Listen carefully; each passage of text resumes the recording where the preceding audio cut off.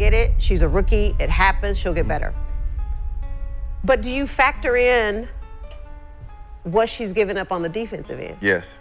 New heated footage between Caitlin Clark and Sheryl Swoopes has just surfaced. What was once seen as a simple disagreement has now turned into a full-blown controversy that's dividing fans, players, and even sports analysts. But the truth behind this confrontation runs deeper than anyone expected, and I have every detail they don't want you to know.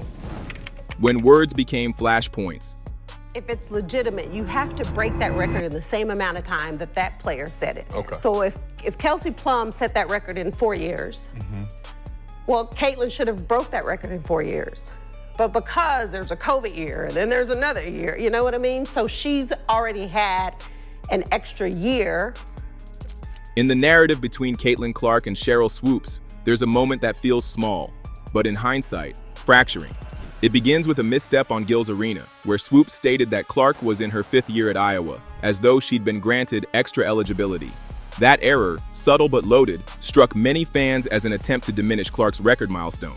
But Clark had in fact played only 4 seasons. Immediately, the basketball world reacted. Threads exploded online. Podcasts dissected the statement line by line, and broadcast chatter questioned whether the slip was innocent or strategic. Was it a misinformed remark or a calculated jibe cloaked in analysis? In forums and comment sections, fans began archiving it, ready to bring it back every time Swoopes critiqued Clark again. What followed was damage control and the optics of sincerity. Swoopes publicly acknowledged the mistake. "I made a mistake in saying it was your 5th year when it is your 4th," she said during a later broadcast. She also published portions of a private text exchange between her and Clark, presumably to show she had reached out personally. In those messages, Swoopes wrote something like, "Hey Caitlin, I wanted to personally reach out. I made a mistake on what year this is for you. COVID year has me all confused. I also have nothing but respect for you and your game. Be blessed." Clark's reply, also made public, was diplomatic. "No worries at all. There's no hard feelings. I appreciate all you have done for women's basketball, building the foundation." On the surface, that could feel like closure. A mistake admitted, an apology sent, and a peaceful response. But for many fans, that was not the end. Because in sports, and especially in women's sports, narratives are rarely reversed so cleanly. That misstatement became a prism through which every comment by Swoopes about Clark would be refracted. When she later questioned Clark's scoring opportunities or asked whether narratives inflated her dominance, critics pulled up that earlier error as proof of bias. When she offered tempered praise, fans wondered if it was conditional. All comments seemed caught in the gravity of what she got wrong first. That's what makes this misstep more than a footnote. It became a chip in the wall. It gave critics what some now call moral equity in future debates, a kind of credit to question every subsequent claim. A flawed moment turned gate license for skepticism. From a fan perspective, the key realization is this: words from legends don't just land, they imprint. And when a misstatement occurs, it lingers. The apology is only part of the story. For many, the lingering residue is where the real conflict begins. This is how the feud warms, not with grand controversies only, but with the everyday accumulation of nuance, correction, and reputation. That misstep didn't just cost a moment of credibility, it subtly recast how Swoopes' commentary would be heard and challenged from that point on. Critique, shade, and the lines that blur. To me, you can win MVP and not be dominant. After the misstep, the commentary didn't stop, it evolved. Swoopes began to balance praise with persistent critique. In one interview, she said of Clark's recent performance, "She's had a great year, but we have to evaluate. Is it dominating or is it narrative?" Paraphrased from public media coverage. In earlier remarks, she had questioned whether Clark's numbers were inflated by extra time or favorable offense usage. One of the more controversial statements, Swoopes claimed that Clark took about 40 shots a game and was a 25-year-old playing against a bunch of 20-year-olds. Both claims factually misaligned with reality. That phrasing struck many fans as lateral attacks, not just critiquing performance, but framing Clark's achievements as suspicious or unearned. To the fan watching, this felt less like sports analysis and more like positioning. Strategic commentary intended to shape perception. And because Swoopes is a respected figure, her words carried extra weight. Every media appearance amplified it. The fascinating shift, the same person later reversed tone. In a live interview, Swoopes ate her words when praising Clark and admitting she had been mistaken in some past judgments. But even that reversal drew cynicism. Was it genuine growth or a tactical recalibration now that Clark's rise is undeniable? For fans, these mixed signals, critique, reversal, praise, caveat, build a maddening pattern. There's no pure villain or hero, but there is frustration when legacy becomes conditional and when respect feels gated. Alliances fractured, friendship, public calls, and fallout. her records were illegitimate. And I got off the treadmill and I called her as a friend. And I said, you know, you can say whatever you want. You can have your own opinion about anybody, but you do have to get the statistics right. I mean, the personal toll began to show in relationships. One of the most notable fractures, Nancy Lieberman's breakdown of communication with Swoopes. Lieberman, a WNBA legend herself, publicly said that she called Swoopes shortly after the misstatement, urging her to get the statistics right. Lieberman claimed she tried to counsel Swoopes as a friend, but Swoopes reportedly bristled, marking a turning point in their relationship. The two haven't spoken much since. That split didn't stay behind closed doors. Lieberman publicly voiced her disappointment, stating that while critique is allowed, it must rest on fact. For fans, that moment resonated. It was as if the internal guardrail cracked and the feud shifted from observer sport to personal stake. Meanwhile, media voices jumped in. Stephen A. Smith confronted Swoopes for failing to mention Clark in a recent episode of Queens of the Court. He argued that omission looked like a calculated slight. Swoopes responded defensively, accusing Smith of not having listened to the entire episode and calling him a coward. Some inside the sport whispered about internal pressure, that Swoopes' critique might reflect fear of change, that the incoming generation threatens legacy. Others said it was accountability, that rising stars should not be exempt from scrutiny. Either way, the tensions escalated beyond one or two public remarks. Now it looked like reputations were running out of buffer.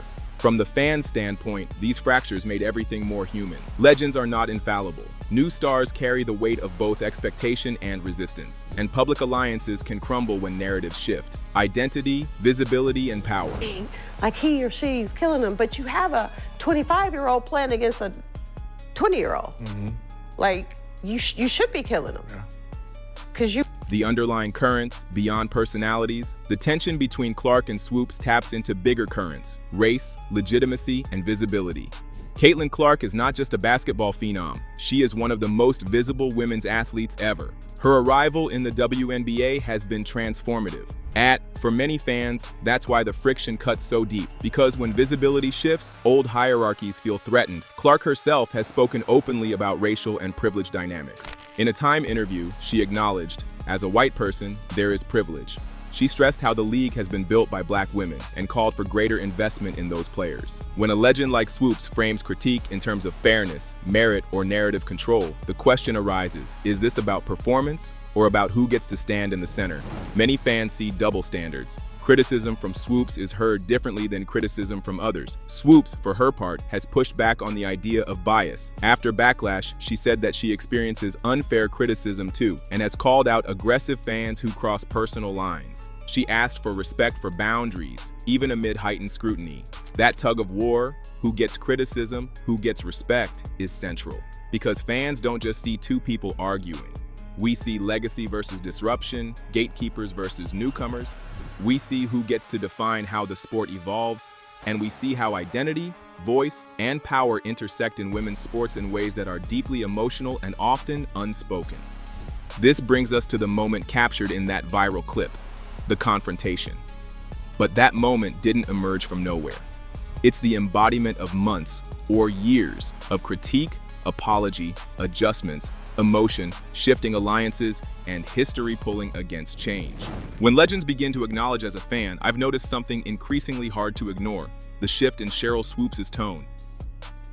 For months, it was almost all critique of Clark's style, her records, her visibility, and the narratives built around her. But lately, amid growing backlash and a multiplying fan base defending Clark, Swoopes has started giving more praise. Part of me wonders, is this genuine or reactionary? Take March 2025, for instance. In a Sports Illustrated piece, Swoopes spoke positively about the Indiana Fever's moves in the offseason. She called out how stronger Clark got during the offseason, and how the Fever appears more built to compete, potentially for a championship. She said it outright. How much stronger Caitlin got in the offseason. This team, they have put the pieces together. I'm excited to see what they're going to do. That's a far cry from declarations that Clark isn't dominating or that her records are inflated. And yet, in that same breath, she made the familiar caveats. Despite honoring Clark's passing game, her ability to see things before others see them, gets the ball where it needs to be, she immediately added that she doesn't like the ugly nastiness that comes with it. Not just fans' criticism, but the toxicity of expectations. It's almost as though she's trying to split the difference, praise the performances, but annotate them with discomfort or hesitation. This shift hasn't gone unnoticed. Some fans are willing to say, finally, okay, this is growth. Others see it as strategic. Maybe the league's viewership numbers, media narratives, or sponsorship dollars are pushing Swoopes to adjust. After all, Clark's impact off court has been massive.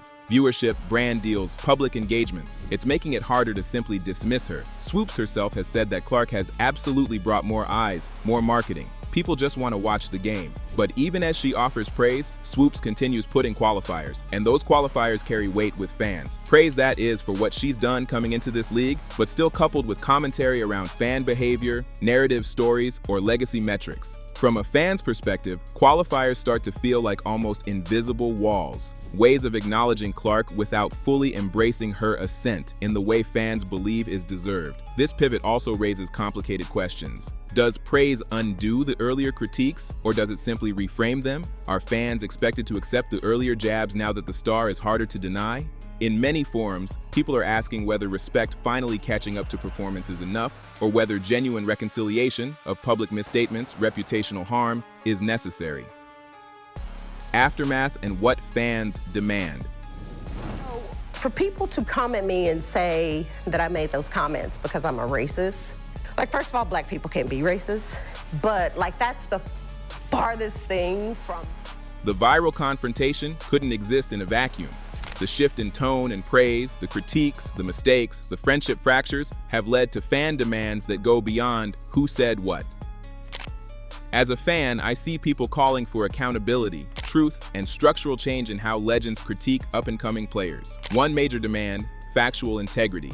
The misstatement about Clark's college years, or Samuelson's Rookie of the Year debates, or claims about shot attempts are being held up as more than slips. They're seen as evidence of sloppy or biased commentary. Fans want Swoopes and others to not only apologize, but to publicly retract or correct statements that have been proven wrong. It's not just about tone, it's about truth. Another demand, clarity and transparency. Many want to see what's happening behind the scenes. Did Swoopes have conversations with Clark privately? Were some statements coached or edited in media to inflame? There's also curiosity and suspicion about how networks or producers may influence what legends like Swoopes say. The episode where she was removed from a broadcast crew amid allegations of bias, replaced by Nancy Lieberman, sparked questions. Was this about performance or image, or pressure from viewership and public perception? Respectful engagement is another frequent plea. Many fans say critique is fine, even necessary, but want it framed fairly. If a legend critiques Clark's dominance, that critique should engage with full context. If there's praise, it should be allowed to stand without being undercut by suggestions of narrative manipulation. The demand is less about silencing critique and more about elevating critique that feels honest, informed, and free of bitterness. Then there's space for generosity. People want to believe people can change. They want fans and commentators alike to allow for past errors, but also expect that those errors won't be swept under the rug. In comments, forums, social media, one hears, "Okay, you said this wrong before. Do better now." Many want apologies to be visible and consequences modest but real. Less defensiveness, more nuance, more listening. Finally, there's an undercurrent. What does this say about women's sports?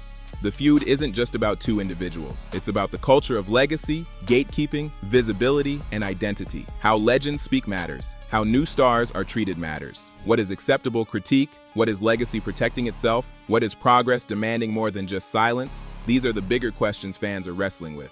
Before you go, remember, this isn't the final word. What comes next could rewrite everything we thought we knew about the tension between Caitlin Clark and Sheryl Swoopes. If you want the full story, the fallout, the rebuttals, the hidden angles, make sure you hit subscribe and turn on notifications. The full truth is still unfolding, and you deserve to see it.